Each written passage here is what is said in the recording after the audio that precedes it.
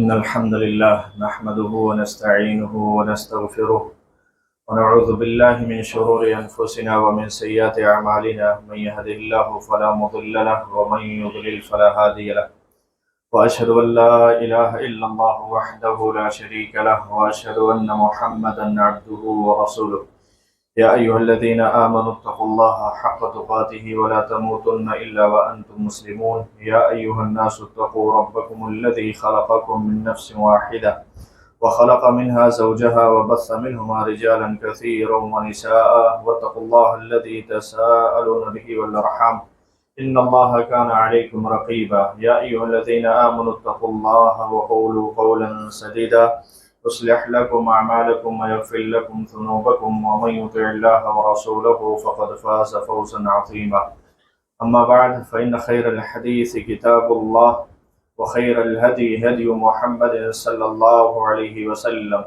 وشر الأمور محدثاتها وكل محدثة بدعة وكل بدعة ضلالة وكل ضلالة في النار فأعوذ بالله السميع العليم من الشيطان الرجيم بسم الله الرحمن الرحيم وَلَقَدْ خَلَقْنَا الْإِنسَانَ وَنَعْلَمُ مَا تُوَسْوِسُ بِهِ نَفْسُهُ وَنَحْنُ أَقْرَبُ إِلَيْهِ مِنْ حَبْلِ الْوَرِيدِ إِذْ يَتَلَقَّى الْمُتَلَقِّيَانِ عَنِ الْيَمِينِ وَعَنِ الشِّمَالِ قَعِيدٌ مَا يَلْفِظُ مِنْ قَوْلٍ إِلَّا لَدَيْهِ رَقِيبٌ عَتِيدٌ وَجَاءَتْ سَكْرَةُ الْمَوْتِ بِالْحَقِّ ذَلِكَ مَا كُنْتَ مِنْهُ تَحِيدُ وَنُفِخَ فِي الصُّورِ ذَلِكَ يَوْمُ الْوَعِيدِ وقال الله عز وجل في مقام آخر وقضى ربك ألا تعبدوا إلا إياه وبالوالدين إحسانا إما يبلغن عندك الكبر أحدهما أو كلاهما فلا تقل لهما أف ولا تنهرهما وقل لهما قولا كريما واخفض لهما جناح الذل من الرحمة وقل رب ارحمهما كما ربياني صغيرا رب اشرح لي صدري ويسر لي امري واحلل عقدة من لساني يفقهوا قولي سبحانك لا علم لنا الا ما علمتنا انك انت العليم الحكيم اللهم انفعني بما علمتني وعلمني ما ينفعني وزدني علما۔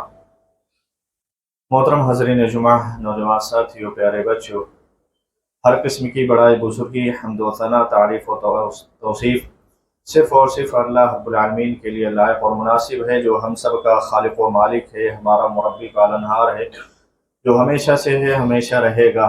بعدہ بے شمار انگنت درود و سلام ہو تمام انبیاء کرام علیہ السلام پر، خاص طور پر پیارے نبی محمد رسول اللہ صلی اللہ علیہ وسلم پر، جنہیں اللہ رب العالمین نے آخری نبی اور رسول بنا کر بھیجا، جو رہتی قیامت تک کے لیے جن کے طریقوں کو اپنانے والا کامیابی و کامرانی سے ہمکنار ہوگا، اور نافرمانی کرنے والا دنیا میں بھی ذلیل و خوار ہوگا، آخرت میں نعمتوں بھری جنت سے محروم ہو جائے گا۔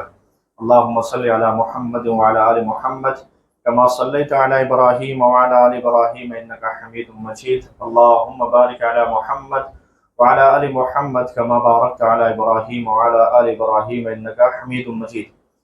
محترم حاضرین، خطبہ مسنونہ کے بعد سورہ بنی اسرائیل کی جو آیت کریمہ میں نے آپ کے سامنے تلاوت کی، اس آیت کی مناسبت سے خطبہ جمعہ کا موضوع بنتا ہے والدین کی اطاعت و فرما برداری۔ اللہ رب العالمین نے قرآن کریم میں ارشاد فرمایا وَقَضَى رَبُّكَ، تیرے رب نے یہ فیصلہ کر دیا ہے کہ اللہ تعبدوا الا ایاہ، کہ صرف اور صرف اسی کی عبادت کرو، وَبِالْوَالِدَيْنِ إِحْسَانًا، اور اپنے والدین کے ساتھ حسن سلوک کرو، والدین ماں اور باپ دونوں کے ساتھ اچھا برتاؤ کرو۔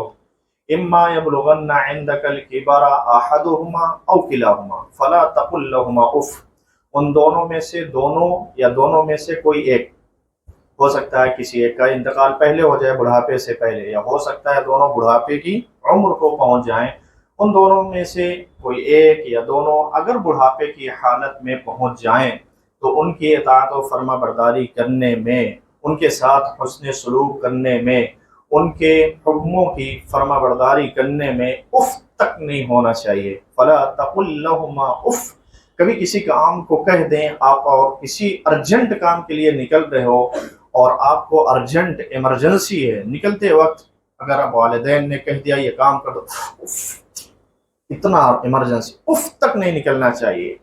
ہنسی خوشی حشاس و بشاس چہرے کے ساتھ ان کی فرما برداری کرنا ہے۔ فلا تقل لہما اف، वला तनहरहुमा, झिड़कना भी नहीं है, चुप रहो, खामोश रहो, आपको समझ नहीं पड़ती, झिड़कना भी नहीं है। वला तनहरहुमा वकुल लहुमा कौलन करीमा, बड़ी ही नरम गुफ्तगू उनसे करना है, अच्छे अंदाज में बात करना है, उनके आवाज़ के सामने अपनी आवाज़ को पस्त रखना है और बेहतरीन अंदाज में उनसे गुफ्तगू करना है। फला वकुल लहुमा कौलन करीमा वख्फिद लहुमा जनाह ज़ुल्ल मिनर रहमा, हर एतबार से उनके लिए रहमत बनो, रहमत के बाजुओं को बिछा दो, उनको कभी एहसास तक ना हो कि हमारे हुक्म से हमारे बच्चों को तकलीफ हो रही है, इनको हमारी बात मानने में झिझक महसूस हो रही, एहसास तक ना हो।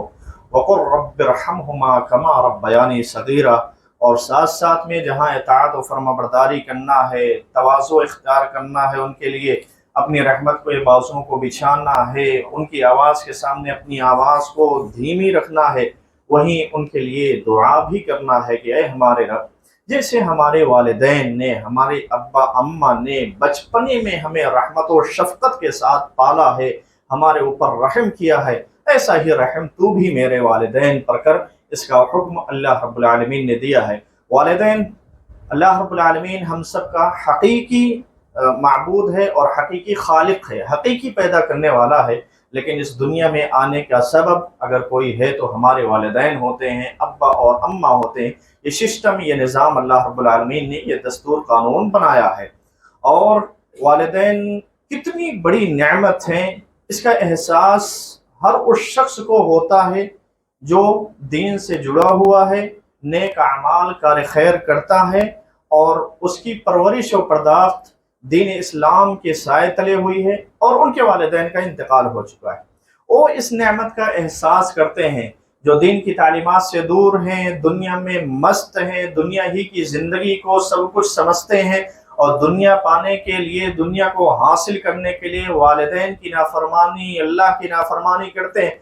उनकी ज़िंदगी में वालिदैन का वजूद कोई अहमियत नहीं रखता, वालिदैन ज़िंदा हों तब भी उनकी कदर नहीं करते और वफ़ात पा जाने के बाद वो समझते हैं अब मैं आज़ाद हो गया, कोई रोकने वाला नहीं, कोई टोकने वाला नहीं, कोई हिसाब लेने वाला नहीं और कोई किसी काम में आड़े आने वाला नहीं। हालांकि वालिदैन किसी काम से रोकते हैं तो अपनी तजर्बे की बुनियाद पर रोकते हैं और ज़िंदगी के उन तमाम मराहिल को देखे हुए होते हैं जिसमें लोग लड़खड़ाए हुए हैं, गिरे हुए हैं, धोखा खाए हुए हैं।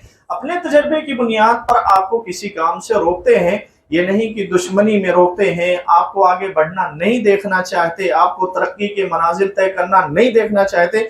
अगर इस दुनिया में बगैर किसी लालच के हद से ज़्यादा प्यार मोहब्बत अगर कोई करता है तो वालिदैन अपने बच्चों से करते हैं। इसका अंदाज़ा शायद हम अपने वालिदैन को रख कर ना कर पाएँ, खुद अपने आप को रखें और अपने सामने अपने बच्चों को रखें, तब इसका अंदाज़ा होगा कि हम अपने बच्चों के साथ क्या चाहते हैं, उनकी कितनी तरक्की चाहते हैं, उनको कहाँ देखना चाहते हैं और उनके लिए हम कैसा उनके साथ बर्ताव कर रहे हैं जो हम अपने बच्चों के साथ कर रहे हैं। जैसे हम अपने बच्चों के बारे में फ़िक्र रखते हैं, ऐसे ही हमारे वालिदैन ने हमारे बारे में सोचा था और परवरिश व पर्दाश्त किया था और आज अल्लाह रब्बुल आलमीन ने हमें इस मकाम पे पहुंचाया है कि हमारे हाथ पांव सलामत हैं और अल्लाह की ज़मीन पर हम चल फिर रहे हैं और रोज़ी हासिल कर रहे हैं, तलाश कर रहे हैं। अल्लाह रब्बुल आलमीन ने वालिदैन के मकाम व मर्तबे को कितना बुलंद रखा है, सिर्फ इसी आयत में अगर गौर कर लें तो अल्लाह रब्बुल आलमीन ने अपनी इताअत व फरमाबरदारी,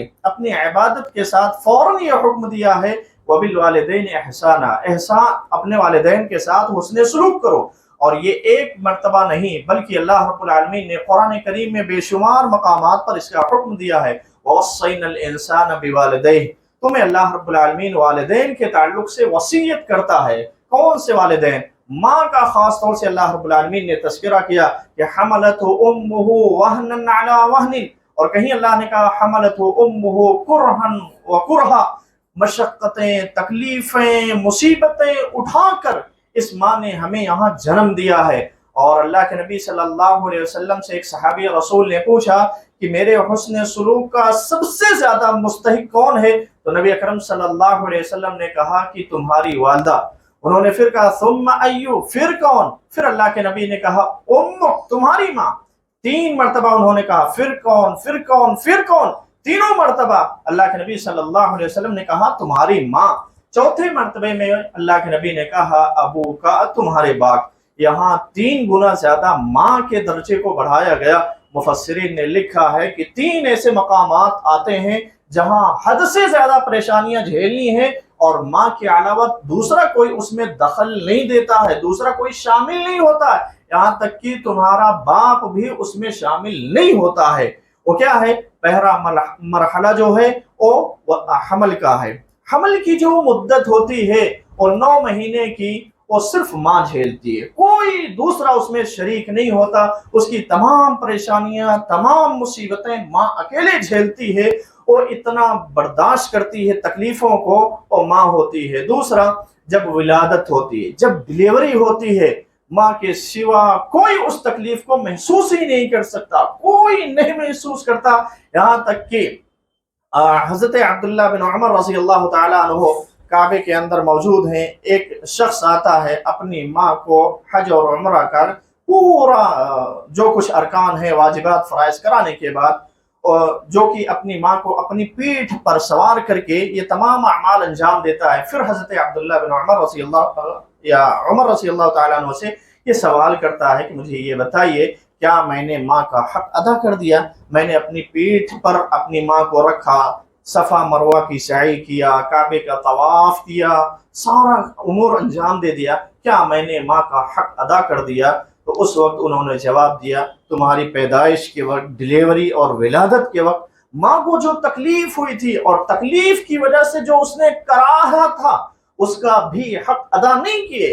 सिर्फ एक कराहने का हक नहीं अदा कर पाए जो उस तकलीफ से, तुम्हारी विलादत की वजह से माँ को हुई थी, तुम कहते हो माँ का हक अदा कर दिया।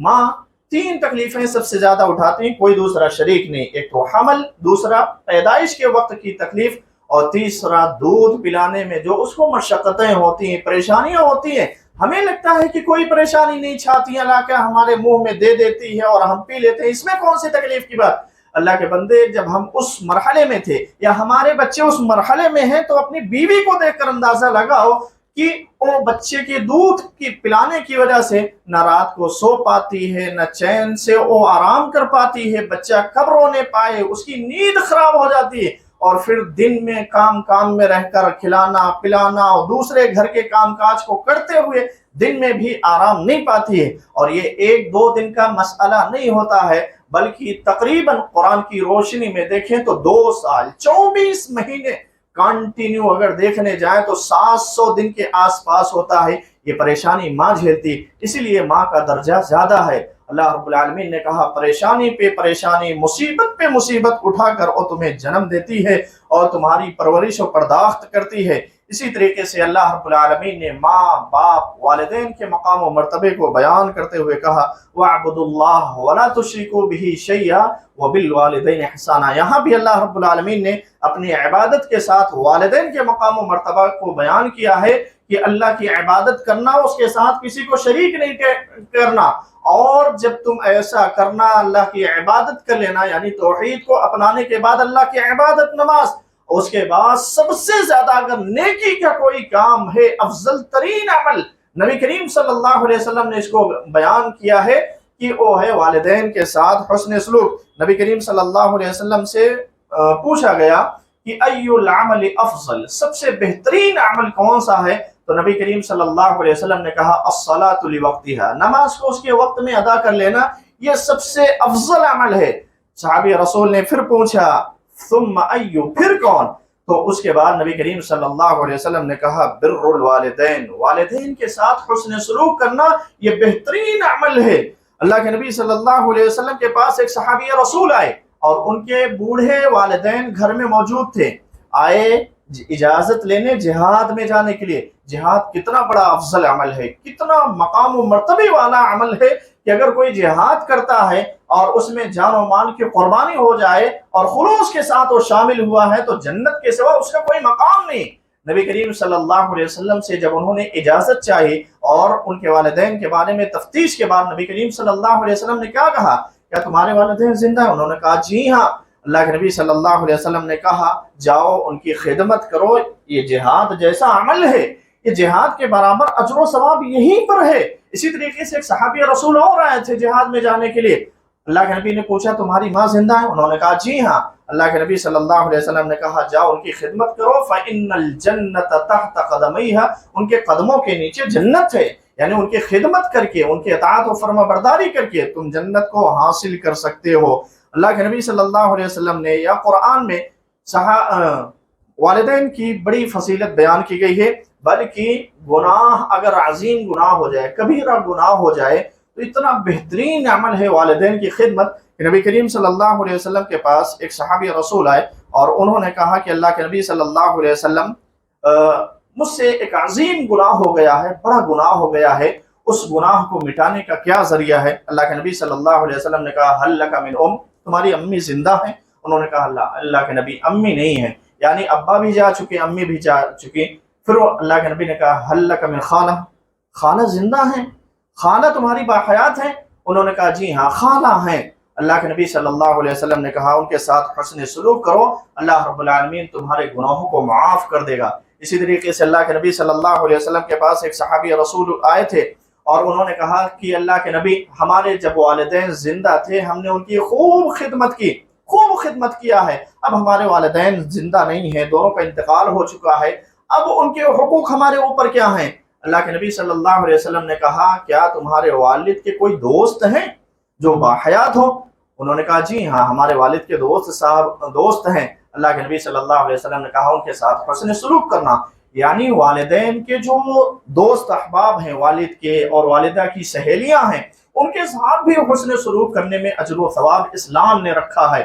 اسی طریقے سے اللہ کے نبی صلی اللہ علیہ وسلم کا حکم ہے کہ کوئی بھی انسان جب دوستی کرے تو خوب اچھے سے کر لے. یہاں دیکھیے اگر والدین کے دوست اچھے ہیں تب تو ہمیں خدمت کا حکم دیا گیا، لیکن بیکار ہیں، اچھے نہیں ہیں، نیک نہیں ہیں، تو ان کے ساتھ حسن سلوک کر کے کوئی مطلب نہیں ہوتا. نبی کریم صلی اللہ علیہ وسلم نے ہمیشہ حکم دیا ہے کہ اچھے لوگوں کو دوست بناؤ. الرجل علی دین خلیلہ فلینظر احدکم من یخالل، دوست کے دین پر آدمی ہوتا ہے، لہذا دوستی کرنے سے پہلے خوب اچھے سے جانچ پڑتال لے. اور اچھے اور برے دوستوں کی مثال نبی کریم صلی اللہ علیہ وسلم نے عطر فروش اور بھٹی سے دی ہے. عطر فروش سے دوستی کرو گے بھلے ہی عطر نہ خریدو، اس کے پاس اس کے ساتھ میں رہنے سے خوشبو ملے گی، فائدہ ہوگا. اور برا دوست ہے تو جیسے بھٹی کے پاس اگر آپ بیٹھے ہو تو چنگاری اڑ کر آپ کے کپڑے کو نہ بھی جلائے تو اس کے دھوئیں سے تکلیف ضرور ہوگی. تو اچھے دوستوں کو بنانا چاہیے. اللہ کو راضی کرنے کا بہترین طریقہ ہے کہ والدین کو راضی کیا جائے. اور ہمیشہ یاد رکھیے اگر والدین ناراض ہیں، دنیا میں آپ بنگلے بنا لو، گاڑیاں بنا لو، شہرت پالو اور دنیا میں مشہور ہو جاؤ، کچھ بھی کر لو، اللہ رب العالمین کو راضی نہیں کر سکتے، کسی بھی حال میں نہیں کر سکتے. کتنا بھی آپ تہجد گزار ہو جاؤ، تلاوت پہ تلاوت کرو، صدقہ خیرات میں لٹ جاؤ اور حج عمرہ کے ایک دم لائن لگا دو، پھر بھی اللہ رب العالمین کو راضی نہیں کر سکتے. نبی کریم صلی اللہ علیہ وسلم نے کہا رضا الرب فی رضا الوالدین وسخط الرب فی سخط الوالدین، اللہ کی رضامندی والدین کی رضامندی میں ہے. جو اللہ کو راضی کرنا چاہتے ہیں وہ اپنے والدین کو راضی کرنے، ان کی اطاعت کر کے، فرما برداری کر کے. اگر وہ کسی وجہ سے اپنے والدین سے خود دور ہو گئے ہیں، تعلقات ختم کر لیے ہیں، تو آج ہی اپنے والدین سے تعلقات قائم کریں، ان کو فون کریں، ان سے ملاقات کریں، معافی مانگیں، ناک رگڑ کے ان کو خوش کرانے کی کوشش کریں. پھر یہ سمجھیں کہ اب ہمارے اعمال اللہ کے ہاں قبول ہوں گے. لیکن اگر والدین ناراض ہیں تو اللہ بھی ناراض رہے گا، آپ کے کسی بھی عمل سے اللہ رب العالمین راضی نہیں ہونے والا.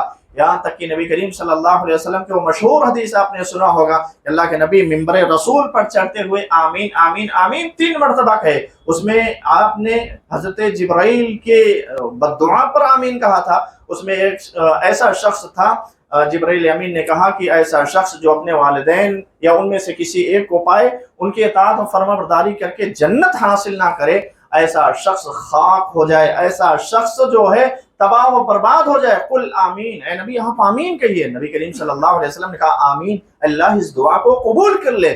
ہم لوگ اگر واقعی میں زندہ ہیں اور ہمارے والدین دونوں ماں باپ یا کوئی ایک ہے تو آج ہی سے ان کی خدمت کرنا شروع کر دیں، ان کو راضی کرنے کی کوشش کریں، ان کو جو بھی فرمائش کریں اگر ہمارے اختیار میں ہے اور جائز ہے تو اس کو پورا کرنے کی کوشش کریں. ہاں اگر والدین کسی بھی نافرمانی کا حکم دیں تو ان کی نافرمانی نہیں کرنا، یہاں تک کہ اگر دین و مذہب کا اختلاف ہے، ہم مسلمان ہیں ہمارے والدین نہیں ہیں، تو قرآن کریم میں یہ بھی کہا گیا وَإِن جَاهَدَاكَ عَلَىٰ أَن تُشْرِكَ بِي مَا لَيْسَ لَكَ بِهِ عِلْمٌ فَلَا تُطِعْهُمَا وَصَاحِبْهُمَا فِي الدُّنْيَا مَعْرُوفًا، اگر وہ تم سے ہمارے بارے میں جھگڑا کریں کہ تم شرک کرو تو شرک نہیں کرنا، ان کی اطاعت اس مسئلے میں نہیں کرنا گناہ کے کام میں، لیکن دنیا میں ان کے ساتھ حسن سلوک کرنا۔ آپ لوگ سلفی ہو گئے، اہل الحدیث ہو گئے، آپ نے توحید کو اپنا لیا، والدین اگر شرک پر قائم ہیں تو ان سے تعلقات ختم نہیں کر سکتے، ان سے آپ دور نہیں ہو سکتے، ان سے آپ دور نہیں بھا سکتے۔ اطاعت و فرمانبرداری آپ یہ سوچیں ہم پر سے اب ختم ہو چکی ہے، یہ آپ کا غلط طریقہ ہے۔ وَصَاحِبْهُمَا فِي الدُّنْيَا مَعْرُوفًا، ان کے ساتھ دنیا میں حسن سلوک کرنے کا حکم اللہ تعالیٰ دیتا ہے، آپ ان کے ساتھ حسن سلوک کریے، ان کے ساتھ اچھا برتاؤ کریے، ان کی خدمت کریے، ان کے آرام کا پورا خیال کریے، اور ان کے جائز مطالبات کو اگر آپ کے بس میں ہے تو پورا کرنے کی کوشش کریے۔ والدین کی بدنامی کا ذریعہ کبھی بھی مت بنیے، کبھی بھی۔ یہ والدین کے ادب و احترام میں شامل ہے، ان کی عزت و تکریم میں شامل ہے۔ نبی کریم صلی اللہ علیہ وسلم نے کہا من الکبائر، یہ کبیرہ گناہوں میں سے ہے، شتم الرجل والدین، کی کوئی انسان اپنے والدین کو گالی دے۔ صحابہ کو بڑا تعجب ہوا، آج کے زمانے میں واقعی میں لوگ اپنے والدین کو گالیاں دے رہے ہیں، ان کی چغل خوری کر رہے ہیں اور ان کی غلطیوں کو عام کر رہے ہیں اور تمام لوگوں میں بدنام کرنے کی کوشش کر رہے ہیں۔ صحابہ کو تعجب ہوا، کوئی انسان اپنے والدین کو گالی بھی دے سکتا ہے۔ وَهَلْ يَسُبُّ الرَّجُلُ وَالِدَيْهِ یا اباؤ، کیا کوئی اپنے باپ کو بھی گالی دے سکتا ہے؟ اس زمانے میں تصور تک نہیں تھا، اسی لیے نبی کریم صلی اللہ علیہ وسلم نے کہا ہاں کوئی انسان دوسرے کے والدین کو گالی دے گا، ماں باپ کو گالی دے گا تو جواب میں او دے گا، تو گویا کہ اپنے والدین کو ذلیل و خوار بننے کا سبب کون بن رہا ہے؟ جس نے دوسرے کے والدین کو گالی دیا۔ لہذا کسی کے والدین کو برا بھلا مت کہو، گالیاں مت دو، جواب میں وہ گالی دے گا اور تم اپنے ماں باپ کی ذلت و رسوائی کا سبب بنو گے۔ اسی طریقے سے ہمیشہ والدین کا حق میں دعا کرنا ضروری اور لازمی ہے۔ ربنا اغفر لی ولوالدی وللمؤمنین یوم یقوم الحساب، انبیاء کرام علیہ السلام کی سنت میں سے ہے والدین کے لیے دعا کرنا۔ کیا؟ ربنا اغفر لی ولوالدی، اے اللہ میری مغفرت کر دے اور میرے والدین کی، وللمؤمنین اور تمام مومنوں کی جو موحد ہیں، یوم یقوم الحساب، حساب والے دن۔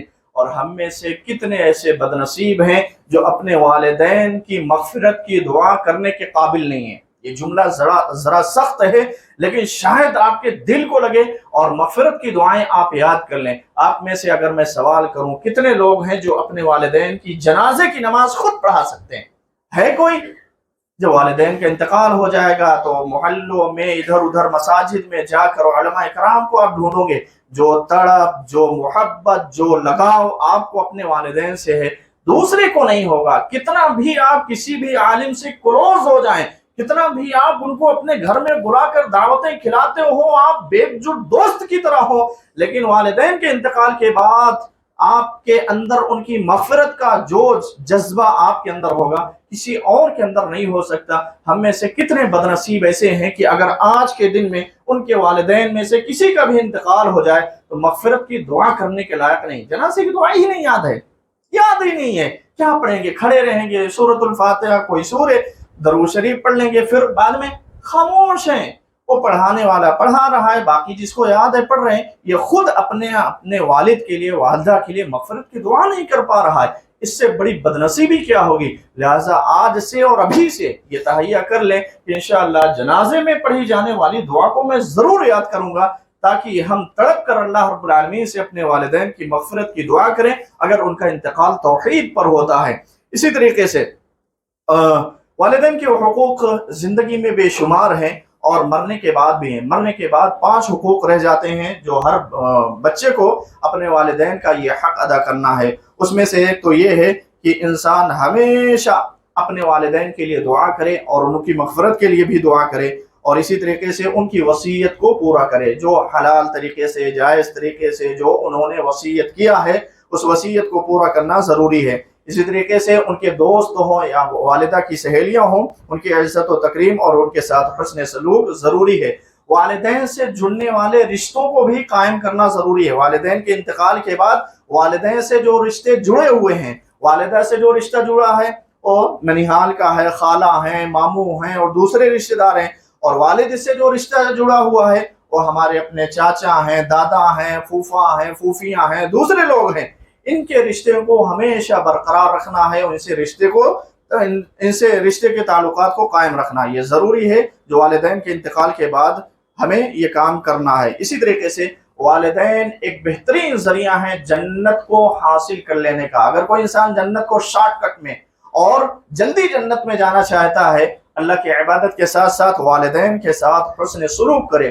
والدین کے ساتھ حسن سلوک بہترین ذریعہ ہے جنت کو حاصل کرنے کا۔ آپ کو شاید واقعہ یاد ہو، اویس قرنی ایک تابعی ہیں، یمن کے رہنے والے بڑے مشہور تابعی ہیں۔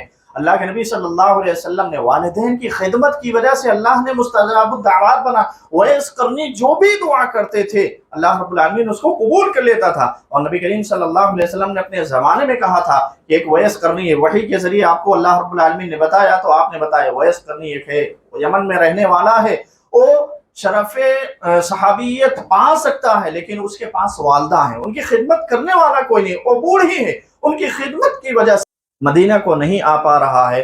لہٰذا تم میں سے جو کوئی زندہ رہے اور کبھی اویس قرنی کو پا لے تو ان سے اپنے لیے دعا کروانا۔ اللہ کے نبی صلی اللہ علیہ وسلم کے انتقال کے بعد ابو بکر کا زمانہ آیا رضی اللہ عنہ، ان کے انتقال کے بعد عمر بن خطاب رضی اللہ عنہ کا زمانہ آیا۔ عمر بن خطاب کا یہ طریقہ تھا کہ ہمیشہ حج کے موقع پر جب بھی کوئی یمن سے آتا بار بار ان سے جا کر پوچھتے آپ میں سے اویس قرنی کون ہے، آپ میں سے اویس قرنی کون ہے۔ ایک سال ایسا آیا کہ اویس قرنی حج کو آئے ہوئے تھے اور معمول کے مطابق انہوں نے یمن والوں سے پوچھا کہ آپ میں سے اویس قرنی کون ہے، تو ایک شخص نے بتایا فلاں، وہ بیٹھے ہیں، وہ ہیں۔